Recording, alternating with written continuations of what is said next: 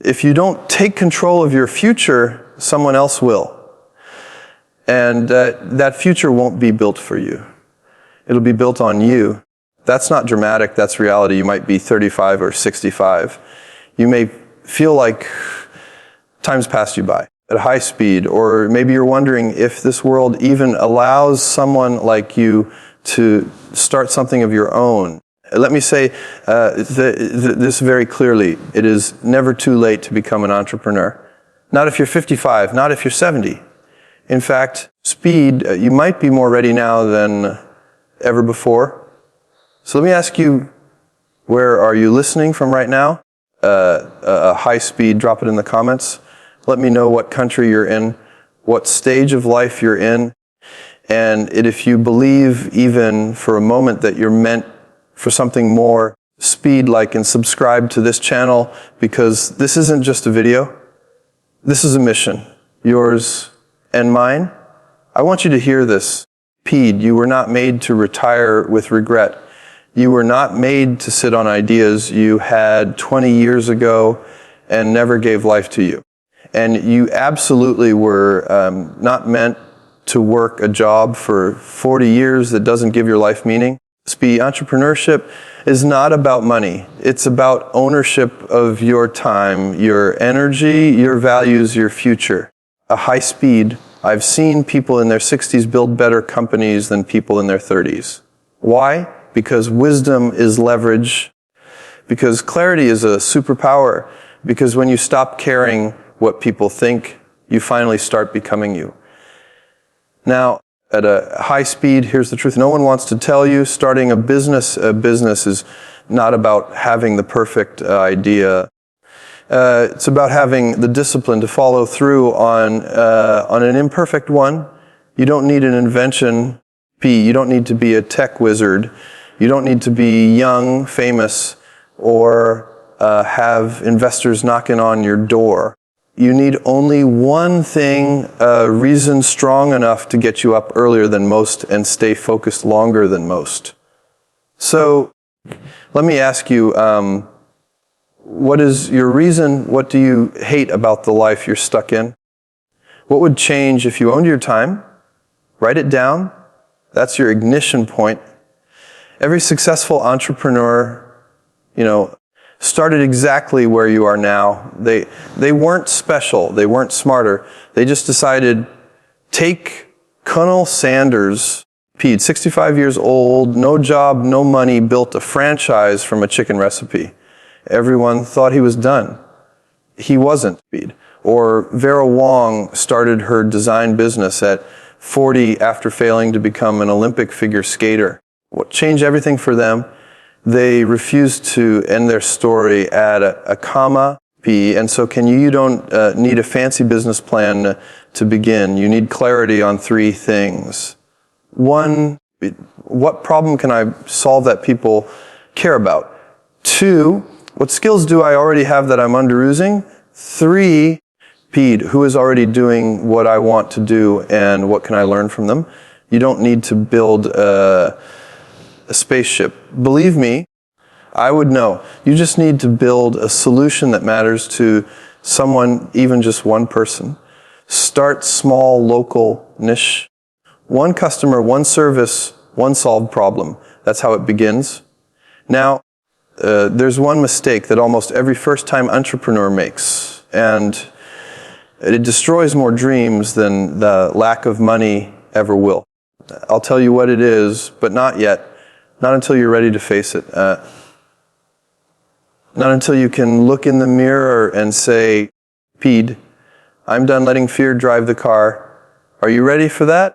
Pede, because that mistake is something we're going to correct together. And while we're on this journey together, I want to remind you of one more truth. You don't have to do this alone. Every breath you take is permission to begin again. P, and if you believe in God like I do, then pray for wisdom, not ease. Because ease never made a great entrepreneur, but purpose does. And when you align with a higher purpose, doors begin to open. Not all at once, Pede, but one faithful step at a time. drop in the comments, what do you want your future to look like in 5 years? Like this video if you felt even 1% more alive listening to it, high speed. And subscribe because I'm going to show you the most powerful mindset shift that separates entrepreneurs from employees, and it will change the way you look at every decision you make. See, the real challenge isn't building the business. It's overcoming the belief that you don't have what it takes to start one. And that belief is not coming from you. It's been installed in you by education systems that teach obedience over innovation. By families who loved you but taught you play it safe. By workplaces that trained you to follow instructions, not to create value. You were programmed to stay small. So before you can even write down your business idea at a high speed, you've already been infected with hesitation. But here's something most people never hear at the start of their journey.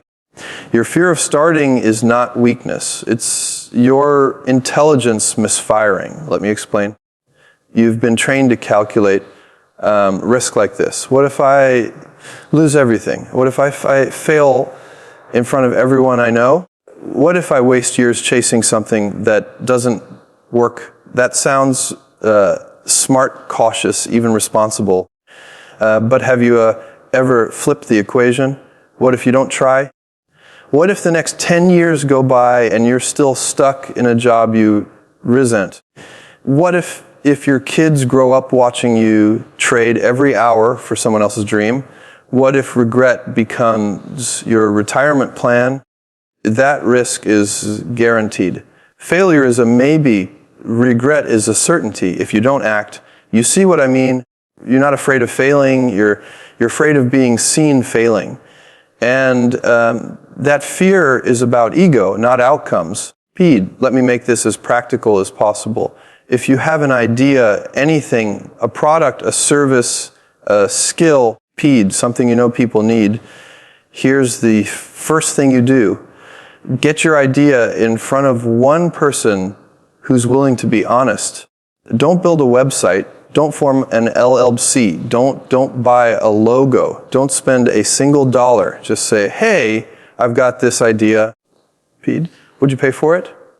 Because the truth is, entrepreneurship doesn't start when you launch. It starts when you're brave enough to ask the market, is this valuable to you? You're not trying to impress anyone. You're trying to find one real problem and offer one real solution. Everything else, marketing, systems, growth, that comes later. And let me tell you something that might surprise you. Almost no one will believe in you at the beginning, but that's the tax you pay for thinking differently.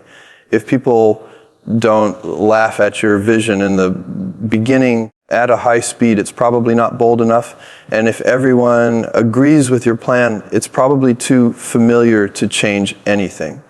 So yes, start with doubt, start with fear, start when no one claps for you. Because when you do you begin separating yourself from the 99% of people who dream but never cross the fork. Check my playlist for more videos. I'll see you in the next one. If you have a vision, start now.